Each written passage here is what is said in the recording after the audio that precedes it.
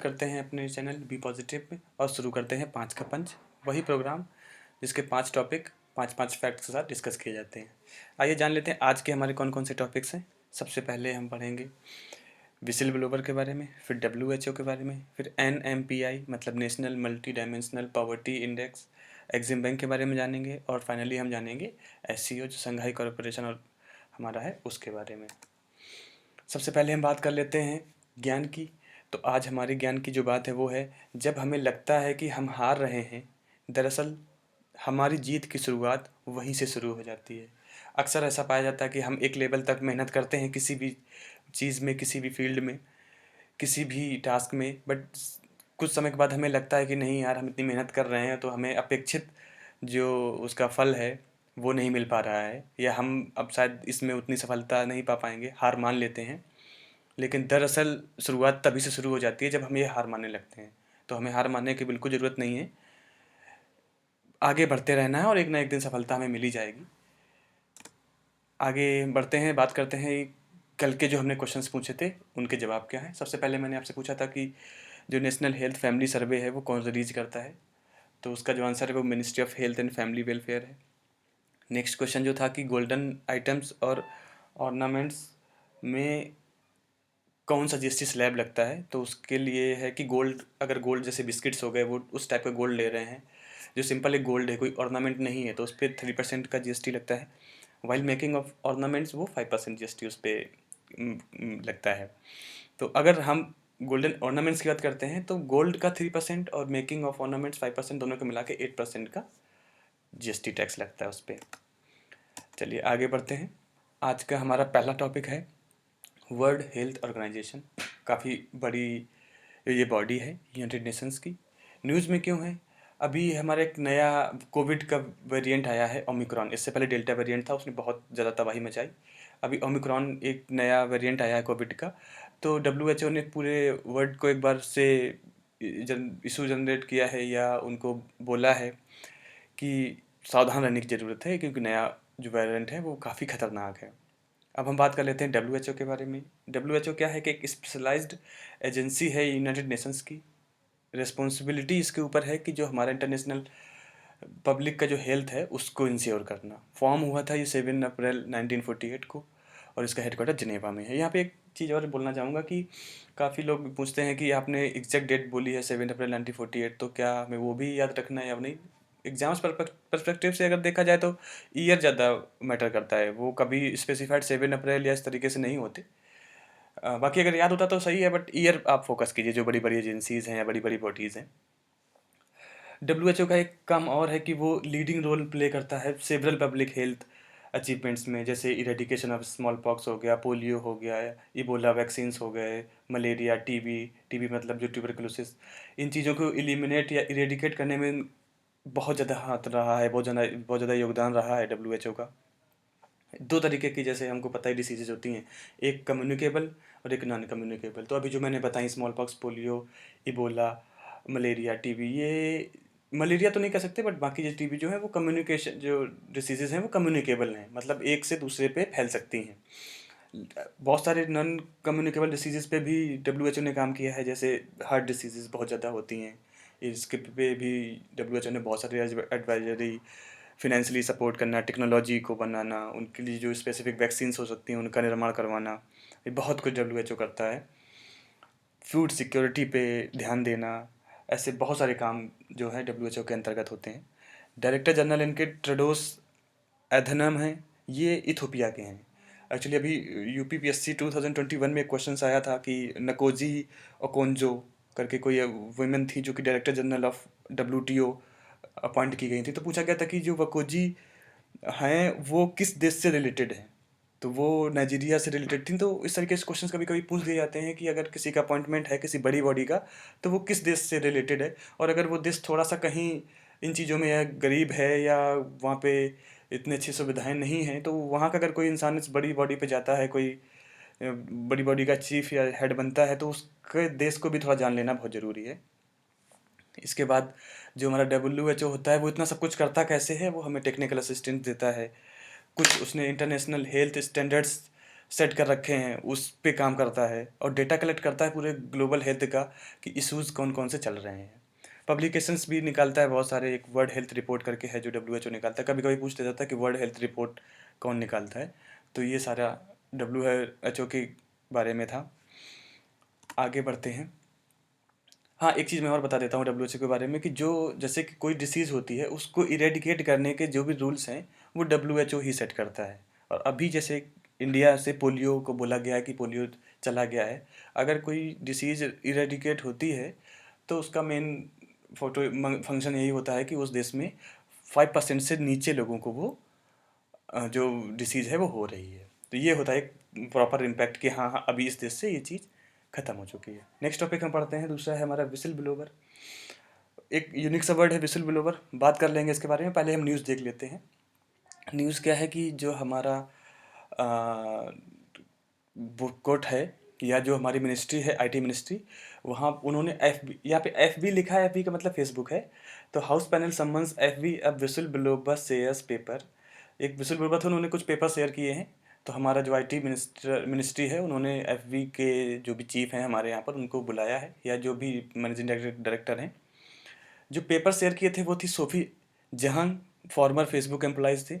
उन्होंने ही आके पब्लिक में एलीग किया है कि जो कंपनीज़ है वो अनएथिकल वर्किंग कर रही है रिलेटेड टू डेटा जो कि बहुत सारे यूजर्स का है। तो ओवरऑल जो विसिल ब्लोवर की न्यूज़ है वो यही है कि एक एम्प्लॉय थे और उन्होंने थी और उन्होंने इसके खिलाफ, फेसबुक के खिलाफ एक अनएथिकल वर्किंग के या अनएथिकल एक्टिविटी के खिलाफ कुछ शिकायतें की हैं, कुछ पेपर्स दिए हैं। अभी हम जान लेते हैं कि विसिल ब्लोवर एक्चुअली है क्या। तो विसिल ब्लोवर इज़ एनीवन, एक ये एक्टिविटी है या ये काम है, ये बोल सकते हैं चेंज ऑफ इंफॉर्मेशन है, जिसमें क्या करते हैं कि कोई इंसान रिपोर्ट करता है insider knowledge of illegal activities occurring in an organization. अभी आप समझ ही गए होंगे कि अगर किसी ऑर्गेनाइजेशन में कोई इलीगल एक्टिविटी हो रही है उसकी रिपोर्ट पब्लिक कर देना, वो होता है विसिल ब्लोवर। जैसे हम सीटी बजा दे रहे हैं तो काफ़ी दूर तक साउंड जाता है, इसी तरीके से जो इलीगल काम एक बंद कमरे में हो रहे हैं या बंद ऑर्गेनाइजेशन में हो रहे हैं उसको ब्लो कर देना, बाहर ले आना।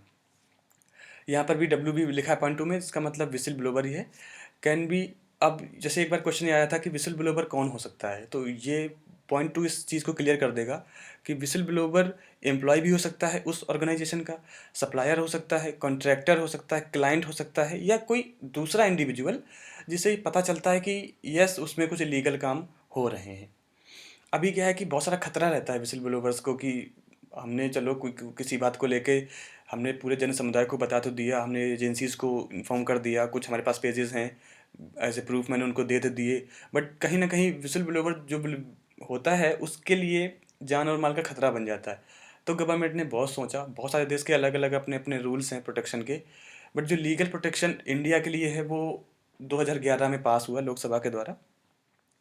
बट कुछ ऐसे कारणवश हुए कि राज्यसभा में पास नहीं हो पाया, तो राज्यसभा में ये 2014 में पास हुआ और finally 9 May 2014 become a act. तो विसिल ब्लोवर प्रोटेक्शन एक एक्ट बन चुका है जो कि हमारे संविधान में अंकित है। अब विसिल ब्लोवर आता किस अंडर में है, अगर किसी का मान लीजिए कि कोई विसिल ब्लोवर है तो वो सेफ्टी किस मिनिस्ट्री के अंदर मांगेगा, तो उसको ministry of law and justice के अंदर उसको प्रोटेक्शन मिलेगा। प्रोटेक्शन क्या क्या है ये जान लेते हैं। लॉ में प्रोवाइड किया गया है कि प्रोटेक्शन ऑफ देयर आइडेंटिटी, अगर कोई विसिल ब्लोइंग करता है तो जित हद तक हो सकता है उसकी आइडेंटिटी को छिपा के रखा जाएगा जब तक कि वो खुद ना चाहे कि मेरी आइडेंटिटी बताई जाए। जैसे ये अभी सोफ़ी जहांग हैं, ये खुद चाह रही हैं कि इनकी आइडेंटिटी जो है वो लोगों को पता चले, और वो जो से पेपर शेयर्स किए हैं उनको कोई इशू नहीं है, आप उनकी आइडेंटिटी बता दीजिए। आल्सो जो प्रोटेक्शन होता है वो होता है कि बहुत स्ट्रिक्ट नॉर्म्स होते हैं उनके विक्टिमाइजेशन के, और जो ऑर्गेनाइजेशन जिसके खिलाफ वो एलिगेशन लगा रहे हैं तब तक कोई उनके ऊपर प्रोसीडिंग उनके अगेंस्ट में नहीं प्रोसीड करवा सकता, कोई भी टास्क असाइन, मतलब कोई भी इलीगल या लीगल एक्ट उनके खिलाफ नहीं कर सकता जब तक कि वो प्रूफ ना हो जाए कि नहीं नहीं वो निर्दोष नहीं है। अगर जैसे फिफ्थ लाइन का मतलब यही है कि अगर किसी ने, यही हम एग्जांपल लेते हैं, अगर सोफ़ी जी ने बोल दिया है कि नहीं नहीं फेसबुक में कुछ इलीगल या अनएथिकल वर्किंग हो रही है, तो उनके ऊपर अभी तक जब तक ये अनएथिकल वर्किंग हो रही कि नहीं हो रही है का जजमेंट नहीं आता, तब तक सोफ़ी जी के ऊपर फेसबुक कोई भी एलिगेशन नहीं लगा सकता, उनके खिलाफ कोई भी एलिगेशन नहीं लगा सकता। तो ये था बेसिल ब्लोवर के बारे में। एग्जाम पर्सपेक्टिव से इसकी दो तीन चीज़ें हैं, एक तो डिफिनीशंस, दूसरा कब ये हमारा एक्ट बना, और तीसरा कि क्या क्या प्रोटेक्शन है। चलिए आगे बढ़ते हैं। नेक्स्ट टॉपिक है हमारा नेशनल एमपीआई, मतलब national multi dimensional poverty index. अभी नीति आयोग जितने भी हमारे इंटरनेशनल इस तरीके के निकलते रहते हैं इंडेक्सेस, उनको अपने इंटरनली नेशनल वाइज निकालता है, जिससे कि हमारा या हमारे देश का उस जो सेक्टर है जहाँ पे बहुत पिछड़ापन है उसको भी एक सहारा मिलता है, और वहाँ पे भी हम जो मॉनिटरिंग टूल्स हैं वहाँ पे इस्टेब्लिश कर सकते हैं। तो न्यूज़ तो यही है कि नीति आयोग ने अभी हमारा national multi dimensional poverty index निकाला है। सबसे पहले हम जान लेते हैं कि मल्टी डायमेंशनल पॉवर्टी इंडेक्स होता क्या है। अब जैसे कि पता ही है कि मल्टी डायमेंशन मतलब जितनी भी डायमेंशंस हैं, पॉवर्टी मीन्स पॉवर्टी। कुछ लोगों को पॉवर्टी का मतलब होता है कि खाना नहीं मिल रहा है, कपड़े नहीं मिल रहे हैं, वो ये नहीं, बहुत सारी होती हैं। एजुकेशनल होता है, माइंड का डेवलपमेंट ना हो पाना होता है, ड्रिंकिंग वाटर सही से नहीं मिल पाना होता है, एसेट्स नहीं हो पाना होता है, ये सारी चीज़ें पॉवर्टी के अंदर आती है। तो मल्टी डायमेंशनल मतलब है कि जितनी भी काइंड के पॉवर्टीज़ हैं उनको एक दायरे में लाना और उसके हिसाब से देखना कि पॉवर्टी कितनी ज़्यादा है। अभी आप समझ ही गए होंगे एमपीआई का यूज क्या है, एमपीआई क्यों लाया गया है। यही है कि पॉवर्टी को फिगर आउट करना है। सारे स्पेसिफिक जो भी हमारे उसमें क्या कहते हैं इंडिकेटर्स हैं। एमपीआई जो है वो कितने इंडिकेटर्स में देखी जाती है वो भी हम देख लेते हैं। तो जो इंडिया में है वो एमपीआई 12 इंडिकेटर्स में देखी जाती है। नाम एक बार आप देख लीजिए, क्योंकि कभी कभी दिमाग में क्वेश्चंस भी आ जाता है, या कभी कभी दिमाग में होना चाहिए कि नहीं नहीं पॉवर्टी अगर है तो किस किस सेक्टर्स से चुनी जाती है। सबसे पहले nutrition, child and adolescent mortality, antenatal care. अब मैं थोड़ा सा बात कर लेता हूँ एंटीनेटल केयर के बारे में। एंटीनेटल केयर क्या होता है कि जब बच्चा पेट में होता है, माँ के कोख में होता है, उस समय उसका केयर करना।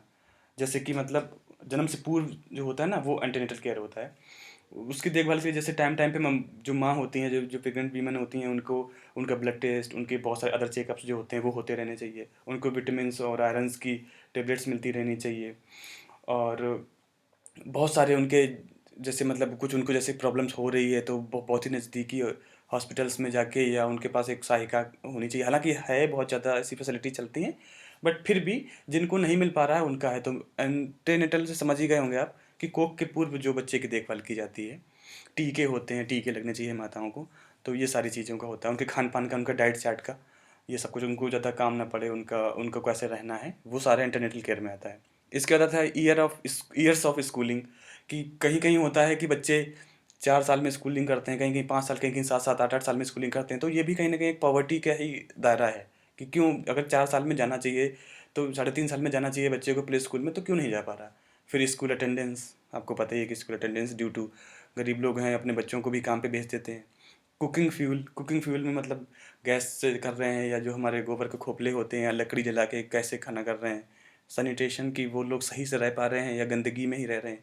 सबसे इम्पोर्टेंट है ड्रिंकिंग वाटर, जो कि आज के पूरे विश्व का एक ज्वलंत मुद्दा बन चुका है। ड्रिंकिंग वाटर उनको कैसा मिल रहा है, इलेक्ट्रिसिटी जो कि बेसिक नीड हो चुकी है, हाउसिंग, एसेट्स, और बैंक अकाउंट भी उस दायरे में आता है कि अगर बैंक अकाउंट नहीं है तो वो भी कहीं ना कहीं पॉवर्टी के दायरे में आता है। तो ये था हमारे 12 इंडिकेटर्स। और आई होप आपको समझ में आया होगा कि जो इस तरीके से मैंने समझाया है कि हर एक इंडिकेटर का क्या बेसिक मीन है। पॉइंट नंबर 3 बोलता है कि जो नेशनल एमपीआई है, मतलब हमारा जो मल्टी डायमेंशनल पॉवर्टी इंडेक्स है, वो इंडिया को is an important contribution toward instituting a public policy tool which monitor multi dimensional poverty. वो जो मैंने शुरुआत में आपसे बात कर दी थी कि एमपीआई निकालने का मेन मकसद क्या था भारतीय सरकार का, वो यही था कि वो हर एक उस जगह को फाइंड आउट कर पाएँ जहाँ पे पॉवर्टी है, और वहाँ पे जो मॉनिटरिंग टूल्स हैं वो लगाए जा सकें। क्योंकि गवर्नमेंट ये नहीं चाहती कि किसी एक सेक्टर को बढ़ावा करे और दूसरे सेक्टर पे गरीबी बनी रहे। वो हर एक सेक्टर को उतनी ही प्रायोरिटी देती है जितने हर एक सेक्टर को मिलनी चाहिए। तो वो इसलिए ये एमपीआई लाया गया है, और उन पे स्पेसिफिक फोकस भी कर सकते हैं। अगर किसी एरिया में ज़्यादा पॉवर्टी है तो उस पर स्पेशली फोकस भी किया जा सकता है कि हाँ चलो यहाँ कुछ लीक से हट के करते हैं। तो ये मेन जो गवर्नमेंट का उद्देश्य था इसके पीछे। 4 में अभी हम डाटा, जो हमारा डेटा है इसका जो एनएमपीआई का है उसका थोड़ा सा डिस्कस कर लेते हैं। जो डेटा 2021 का है, बिहार ने टॉप्ड तो क्या लिख सकते हैं, बट बड़ा अनफॉर्चुनेट है कि बिहार इसमें सबसे आगे है। 59.1% जो वहाँ की जनता है, जो पॉपुलेशन है, वो गरीबी के इंडेक्स में आती है। झारखंड दूसरे नंबर पे 42% और उत्तर प्रदेश 37.7। तो पहला ये हमारा नेशनल एमपीआई है, क्वेश्चंस आ सकता है। क्वेश्चन ज़्यादातर यही आता है कि टॉप किसने किया, आई मीन मतलब किस में सबसे ज़्यादा था पॉवर्टी इंडेक्स का, और किसका सबसे कम था। और आपको पता है केरला एक ऐसा राज्य है जिसमें बहुत सारी चीज़ें बहुत अच्छी होती हैं। केरला कई चीज़ों में आगे रहता है, वहाँ का एजुकेशन लेवल बहुत अच्छा है, वहाँ का इंफ्रा लेवल बहुत अच्छा है, वहाँ भी देख लो आप पॉवर्टी लाइन भी बहुत अच्छी है। इसके बाद हमारा जो है फॉलोड बाई पौंडुचेरी या पुदुचेरी, उसका 1.7 है। और ऐसे बहुत सारे हैं, गोवा है और लक्षद्वीप हैं। तो जो इम्पोर्टेंट था वो आपको मैंने स्लाइड में दिया है। आई होप आपको नेशनल एमपीआई के बारे में समझ में आया होगा, कैसे क्वेश्चन टैकल करने ये समझ में आया होगा। एक चीज़ और हम यहाँ पे आपको क्लियर कर देना चाहता हूँ कि जो नेशनल एमपीआई है, this is release by NITI Aayog, जो कि एक इंडियन थिंक टैंक फॉर्म है। बट अगर ग्लोबल एमपीआई की बात करते हैं तो वो हमारा यूनेप उसको निकालता है। तो ये हमें ध्यान रखना है, वो उसमें ग्लोबल लिखा होगा, मल्टी डायमेंशनल पॉवर्टी इंडेक्स वो भी होता है। चलिए आगे बढ़ते हैं। नेक्स्ट है हमारा एग्जिम बैंक। एग्जिम बैंक क्या है इसके बारे में जानेंगे। सबसे पहले जान लेते हैं कि खबर क्या है, न्यूज़ में क्यों है। तो एग्जिम बैंक ने क्या किया है कि अभी $250 लगभग क्रेडिट जो है वो एक्सटेंड किया है, किसको, makers of African finance corporations को, फॉर जॉब्स टू कोविड। अब यहाँ पे जैब्स एक वर्ड आया है, तो मैं यहाँ पे जैब्स का मीनिंग बता देता हूँ। जैब्स का मतलब होता है प्रहार करना, किसी पे अटैक करना। ये प्रहार और अटैक में थोड़ा सा अंतर रहता है। तो जैब्स मीन्स होता है कि प्रहार, कोविड पे क्या करेंगे, कोविड पे अटैक थोड़ी ना करेंगे, कोविड पे हम प्रहार करेंगे, मतलब अपनी सेफ्टी रखेंगे उस चीज़ से। तो जो अफ्रीकन फिनेंस कॉरपोरेशन है उसको एक्सटेंड किया है एक्सिम बैंक ने पैसे, बहुत सारे हैं। अब थोड़ा सा एग्जिम बैंक के बारे में जान लेते हैं क्या है। तो EXIM bank import export import bank of India है, जो कि फिनेंशियल असिस्टेंस देती है इंडियन एक्सपोर्ट को, इंडियन इम्पोर्ट को और प्री शिपमेंट को। अगर हम एक लेहमन लैंग्वेज में बात करें तो एग्जिम बैंक काम करती है अगर कोई हमारा इंटरप्रेन्योर फॉरेन में जाके कुछ करना चाहता है, वहाँ से कुछ लाना चाहता है, या फॉरेनर का यहाँ से कुछ इंडिया के लिए खरीद के लाना चाहता है, या इंडिया से कुछ बाहर ले जाना चाहता है, तो एग्जिम बैंक एक फिनेंशियल असिस्टेंस के टूल के तरीके से काम आता है। सपोज कर लीजिए कि कोई एक पर्सन एक्स है, वो श्रीलंका जाके कुछ सामान लाना चाहता है। तो अब जब वहाँ जाएगा तो he needs for some money, तो वो मनी कहाँ से लाएगा, तो वो मनी एग्जिम बैंक के द्वारा उसको क्रेडिट्स दिए जाएंगे कि हाँ भाई ये बंदा है एक्स, हमारा यहाँ का जो पर्सन है उसके पास इतनी क्रेडिट्स है, इतनी क्रेडिट्स का मतलब इतने पैसा उसके पास है, ये इतना पैसे अब फॉरेन में जाके इतना इन्वेस्टमेंट कर सकता है या इतनी चीज़ें वहाँ से खरीद के ला सकता है। यही सेम हमारे इंपोर्ट के लिए होता है, यही सेम एक्सपोर्ट के लिए होता है। अभी थोड़ा सा आपको क्लियर आइडिया हुआ होगा कि एग्जिम बैंक क्या करती है, जब हमारा एक्सपोर्ट इंपोर्ट से रिलेटेड कुछ चीज़ होती है तो वहाँ पे फाइनेंस प्रोवाइड करता है। किसी के पास पैसे की कमी नहीं है, नो इशू, आप मत लीजिए, बट जिनको रिक्वायरमेंट है वो एग्जिम बैंक प्रोवाइड करता है। और एग्जिम बैंक ही क्या करता है, क्रेडिट्स में देता है। वो जैसे सपोज कर लीजिए कि हम किसी और देश गए और हमारा यहाँ पे एसबीआई में बहुत सारा पैसा है, हम जब वहाँ जाएंगे तो वहाँ तो एसबीआई बैंक नहीं मिलेगी या ब्रांच नहीं होगी उसकी, तो हमारे पास वो पैसा बेकार हो गया। तो हम क्या करेंगे कि जो हमारा एसबीआई का पैसा है वो हम एग्जिम बैंक के पास जाएंगे, अपने उस पैसे को एग्जिम बैंक में जमा करवाएंगे, या कोई एक नोटरी दे देंगे, उससे वो हमें क्रेडिट्स दे देंगे। उस क्रेडिट को लेके हम फॉरेन में जाएंगे, वहाँ से सामान लाएंगे या यहाँ से सामान हम बेचेंगे। This is all about EXIM bank. आगे है एग्जिम बैंक, वही है ग्रोथ इंजन के तरीके से सर्व करता है हमारे इंडस्ट्रीज़ को और जो स्मॉल मीडियम इंटरप्राइजेज हैं उनको, through wide range of products and services. बहुत ज़्यादा सर्विसेज हैं हर एग्जिम बैंक, मतलब देश का बैंक, ऐसा बैंक जो कि विदेशों से हम कोऑर्डिनेट करके रखता है। इस्टेब्लिश हुआ था गवर्नमेंट के अंदर, कौन सा, एग्जिम एक्ट 1981। तो हमें ये भी याद रखना है कि एग्जिम बैंक बना तभी जब हम विदेशों में जाने लगे, और जाने कब लगे, वो 1780s के बाद ही गए, तो 1981 में ये बना। हेड क्वार्टर इसका मुंबई में है। अब यहाँ पे एक चीज़ और है कि मैंने कई बार फोकस किया है और मेरी हर एक स्लाइड में जब इस तरीके का होता है मैं हेड क्वार्टर जरूर बताता हूँ, क्योंकि हेड क्वार्टर काफ़ी इंपॉर्टेंट चीज़ है।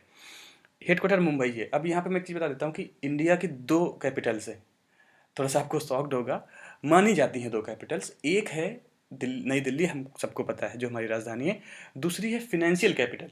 तो जो फिनेंशियल कैपिटल है वो मुंबई को माना जाता है। अब मैं आपको यहाँ आपको ब्रीफ करके बता रहा हूँ कि क्यों मुंबई को फिनेंशियल कैपिटल माना जाता है। एक्चुअली जो मुंबई है उसमें जितने भी फिनेंशियल इंस्टीट्यूशंस हैं, बड़े बड़े देश के बड़े बड़े इंस्टीट्यूशंस जितने भी फिनेंशियल हैं, उन सब का हेड क्वार्टर मुंबई में ही है। जैसे हम बात कर लेते हैं सेबी, हमने पहले आपसे सेबी के बारे में बात भी किया है। अगर आपने नहीं सेबी के बारे में पढ़ा है तो मैं इस वीडियो में के साथ उसके डिस्क्रिप्शन में उसका लिंक दे दूंगा। सेबी का हेडक्वार्टर कहाँ है? मुंबई में। एक्सिम बैंक आप देख ही रहे हैं, मुंबई में ही है। हमारा आरबीआई जो कि रिजर्व बैंक ऑफ इंडिया, बहुत रिजर्व बैंक ऑफ इंडिया का मतलब नेशनल का जो बैंक है, नेशनल बैंक है, उसका भी हेडक्वार्टर कहाँ है? मुंबई। तो इतने बड़े बड़े जो हमारे इकोनॉमिक सेक्टर के जो योद्धा हैं कह सकते हैं, या बॉडीज़ हैं, वो जब मुंबई में अपना हेडक्वार्टर बना के रखी हैं, तो इसी वजह से मुंबई को जो हमारी फिनेंशियल कैपिटल है वो कहा जाता है। आई होप आपको मुंबई फिनेंशियल कैपिटल क्यों है ये भी एक आइडिया लगा होगा। नेक्स्ट है हमारा, इसका सीईओ कौन है? तो सीईओ है हर्ष बंगारी। कभी कभी ये भी क्वेश्चन पूछे थे, अभी सितंबर 2021 में सेलेक्ट हुए हैं, तो किसी भी एग्जाम्स में अगर आ जाए तो ये भी थोड़ा सा याद रख लीजिए आप। आगे बढ़ते हैं और आज का हमारा आखिरी जो टॉपिक है वो है एससीओ। एससीओ मतलब है कि जो संघाई कॉरपोरेशन ऑर्गेनाइजेशन है वो न्यूज़ में क्यों है? न्यूज़ में ये है कि अभी एक वर्चुअल मीटिंग हुई जो संघाई की होती है, उसमें इंडिया ने रेज किया है बायलैटरल इश्यूज़ को, कि उन संघाई एक कॉरपोरेशन है, बायलैटरल मतलब होता है दो लोगों के बीच के रिलेशंस को, तो इंडिया ने थोड़ा बायलैटरल इश्यूज़ को वहाँ पे किया, जैसे पाकिस्तान के साथ थोड़ा सा अनबन हो रही है ड्यू टू अपने बॉर्डर्स इशू, या ये करतारपुर कॉरिडोर है उसके उसमें चाइना अभी उससे भी थोड़ा सा मनमुटाव हमारा हो रहा है, तो उन्होंने इस तरीके से बोला है कि हमें बायलैटरल जो इशूज़ हैं उस पर भी काम करना चाहिए। प्लेटफॉर्म कौन था सा? एससीओ। तो संघाई कॉरपोरेशन ऑर्गेनाइजेशन के बारे में थोड़ा जान लेते हैं। यह एक यूरेशियन, ध्यान देना है, यूरोप और Asian political, economic and security alliance है। तो अभी ध्यान में आएगा, कभी कभी क्वेश्चन ये पूछ लिया जाता है, एक्चुअली यूपीएससी जब क्वेश्चन फ्रेम करती है तो उसमें कभी कभी टॉपिक दे दिया जाता है, तो उसमें क्या बोल दिया जाएगा? इकोनॉमिक पॉलिटिकल अलायंस है, लेकिन नहीं, सिक्योरिटी अलायंस भी है, कि अगर कोई सिक्योरिटी थ्रेट आता है इन देशों में जो कि इसके ऑर्गेनाइजेशन में शामिल हैं, तो ये सारी टीम मिलके कुछ ना कुछ उसका सोल्यूशन ढूंढने की कोशिश करेंगे। ऐसा नहीं कि उनके साथ युद्ध लड़ने लगेंगे, बट कुछ ना कुछ सोल्यूशन ढूंढने की कोशिश करेंगे। इसको संघाई पैक्ट के नाम से भी जाना जाता है। इसकी ऑफिशियल जो लैंग्वेज है इसकी, वो रशियन और चाइना है।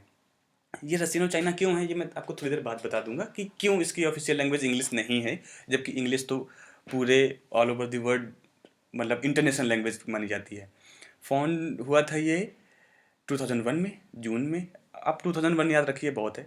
हेडक्वार्टर्स का बीजिंग चाइना में है। फाउंडर नेशंस जो थे इसके, चाइना, रसिया, कजाकिस्तान, उज्बेकिस्तान, तजाकिस्तान और किर्गिस्तान, ये थे। तो अभी बात कर लेते हैं कि ऑफिशियल लैंग्वेज क्यों है। तो चाइना शामिल है, तो चाइना की इतनी मोनोपोली रहती है कि वो जहाँ शामिल होता है उसकी लैंग्वेज ही होती है, बिकॉज चाइना कहता है कि मैं सिर्फ अपनी ही लैंग्वेज में काम करूँगा। तो वो उनका अच्छा सोच है, हमें भी हिंदी में काम करना चाहिए, या जो भी हम मानते हैं। वैसे हमारा तो सर्व धर्म समभाव, सारी भाषाओं को हम अपना मानते हैं। तो ये हमारा हो जाएगा चाइना का। रसियन क्या हुआ कि क्योंकि जो कजाकिस्तान, उज्बेकिस्तान, तजाकिस्तान, किर्गिस्तान है, ये सारे एक टाइम पे जो हमारा यूएसएसआर होता था उसके पार्ट थे, और एट दैट टाइम वहाँ की पूरी जो लैंग्वेज थी वो रसियन ही थी। आप थोड़ा बहुत आगे कभी टॉपिक आएगा तो मैं यूएसएसआर के बारे में भी पढ़ाऊँगा, आपको बताऊँगा। तो उस टाइम पे यहाँ से निकला, तो सारे जो देश हैं, ये जो यूएसएसआर के पार्ट थे, उसकी ऑफिशियल लैंग्वेज रसियन ही थी। तो जब ये ग्रुप बना तो उसमें चाइना को छोड़ के सारे यूएसएसआर के ही देश हैं, तो दो लैंग्वेज पे कंसर्न बन गया, और उन्होंने रसिया और चाइना बना दिए, दो लैंग्वेजों पे काम करना शुरू कर दिया। इंडिया और पाकिस्तान दोनों ने ज्वाइन किया था जून 2017 में। इसकी भी एक रोचक कहानी है पीछे। कहा जाता है, ऐसा पता नहीं सच्चाई है या नहीं है, बट पढ़ने में यही मिलता है कि जो रसिया है उसने प्रपोजल किया, डाला था कि हम इंडिया को इस ग्रुप में शामिल कर लेते हैं। तो चाइना ने बोला कि अगर आप इंडिया को शामिल कर रहे हैं तो पाकिस्तान को भी शामिल करते हैं। क्यों बोला ये तो अब क्या बताएं, दुनिया जानती है। तो ये था all about SEO. I hope आपको थोड़ा बहुत समझ में आया होगा कि एसईओ है क्या। क्वेश्चन के अगर हम देखें कि किस तरीके से वो इम्पोर्टेंट है, तो वो फाउंडर नेशंस तो नहीं पूछता इतना ज़्यादा, अपने देश से इतना मतलब नहीं, बट इंडिया कब ज्वाइन हुआ ये पूछ सकता है। संघाई में कौन कौन से एक जो अलायंस है वो किस किस चीज़ का है, पॉलिटिकल, इकोनॉमिक और सिक्योरिटी, ये पूछ सकता है। चलिए आगे बढ़ते हैं आज के क्वेश्चंस पे कि आज के क्वेश्चंस कौन कौन से हैं। तो आज के क्वेश्चंस हैं, हमने नीति आयोग के बारे में पढ़ा है आज, जैसे कि हमारी एक उन्होंने नेशनल जो मल्टी डायमेंशनल पॉवर्टी इंडेक्स है वो भी निकाला गया है। तो इस नीति आयोग के चेयरमैन कौन है, ध्यान दीजिएगा, सीईओ नहीं बताना है आपको, सॉरी, इसके जो चेयरमैन है वो आपको बताना है कि चेयरमैन कौन है। इसके बाद एक और क्वेश्चन था, तो मैंने अभी संघाई के एससीओ के बारे में बात की है, तो उसमें बताना है कि जो नीचे 4 देश दिए गए हैं इनकी कैपिटल कौन सी है। कजाकिस्तान, उज़्बेकिस्तान, तजाकिस्तान और किर्गिस्तान, इनकी कैपिटल क्या है वो आपको बतानी है। तो at the end thank you so much, और बस हमेशा ऐसे मुस्कुराते रहिए, हंसते रहिए, हार कभी मत मानिए, क्योंकि आज नहीं तो कल जीत हमें मिलेगी। लड़ने वालों को ही जीत मिलती है, अगर लड़ेंगे नहीं तो फिर जीतेंगे कैसे। धन्यवाद। जय हिंद।